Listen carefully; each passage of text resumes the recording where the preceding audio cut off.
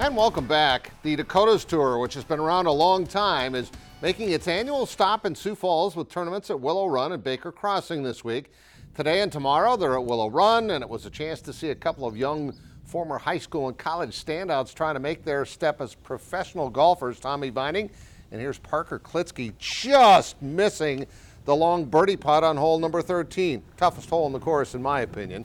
He'd have some trouble on the next hole, ends up in 4 behind the par 5 14th, chips out, and he's got to make this putt for bogey. This is where you make your money. That is an awesome bogey putt, and he only loses 1 stroke. He gave the fist pump after making the putt, and then gets it right back with a birdie on 15, goes 2 under for the day.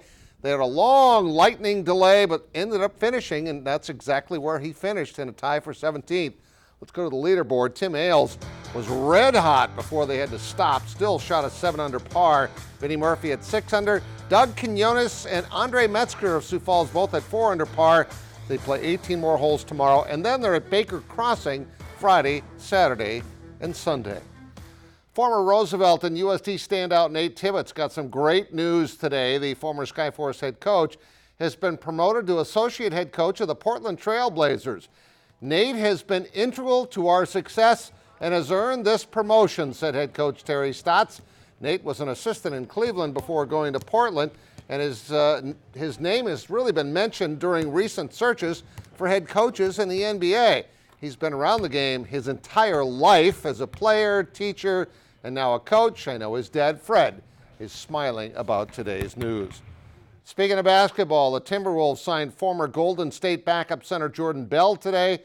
They also acquired Shabazz Napier, who was with the Skyforce at one point, and Trevion Graham from the Warriors, along with cash. And it sounds like they're still trying to trade for D'Angelo Russell, although they really probably don't have enough cap space to make that happen. Bell can block some shots and catch lobs. He's purely a rotation guy and has very little to offer offensively, but he provides depth on the front line and is very affordable. Former Lincoln football standout Gannon Moore is on his way to making the USA Rugby World Cup team. And as Brandon Green tells us, it's been one heck of a journey for the former Patriot. Meet our Carl's TV and Appliance Athlete of the Week. Gannon Moore's road to becoming a U.S. rugby player was anything but a straight line. So it all started actually at this field here. When I was a freshman in high school, my older brother said that rugby would make me a better football player and not go out for track. Moore played both sports at Lincoln High School. An amazing running back, and I always joke with him because I'm like, he's a great offensive player. He always needs to work on his tackling. So he goes out there, he just sprints like he did back in high school. I mean, he's just a straightforward runner. He doesn't go side to side. He'll go straight forward. He finds the holes, and he'll run you over. He doesn't care. Moore would help lead Lincoln to a state title in his junior year, and as a senior, he would set the single-season rushing touchdown record for Class 11 AA with 29. He would go on to attend SMSU to play football, and after 4 years, his football career would come to an end. After football was said and done with, I just got back into rugby, which led him to play overseas. Sort of made the best decision of my life, and I moved to New Zealand, and that's where I've been living and playing rugby, and that's where I met my fiance. So that's sort of home base now. While playing for North Harbor and Silverdale RF, Moore began to become noticed on the Team USA radar and finally got the life-changing call. On vacation, and then my phone had picked up some coverage, and I had a voicemail on my phone saying, "This is Greg McWilliams from USA Rugby.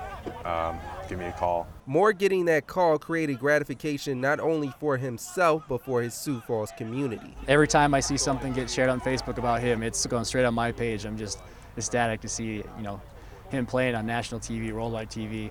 And it's like, oh, that's my buddy. That's Gannon. Yeah. It shows me the possibilities for the youth in Sioux Falls, telling them what he's been able to succeed at and the pathways that are out there for kids to be able to make careers out of this. Right now, Moore is at preliminary training for Team USA in the hopes of making the 31-man roster for the Rugby World Cup in Japan this September. In Sioux Falls, Brandon Green, KDLT Sports. Now, Ernie Banks would have really loved this. His old saying was, "It's a great day, let's play two." Well, they took that a step further, at least scheduling-wise, and had a triple header scheduled for Renner today with the Royals, Sioux Falls West, and Aberdeen. And how about a day for Will Waschenberger? He takes this one deep in the first inning, and it's 2-0 Renner on the 2-run homer. Fourth inning now. Brock Schaefbauer doubles to right. Dalton Vanderloo's going to scoot around and score. It's 4-1 Renner. Fifth inning. Back up, same guy, same result. Will Waschenberger. This is a solo shot, a no-doubter.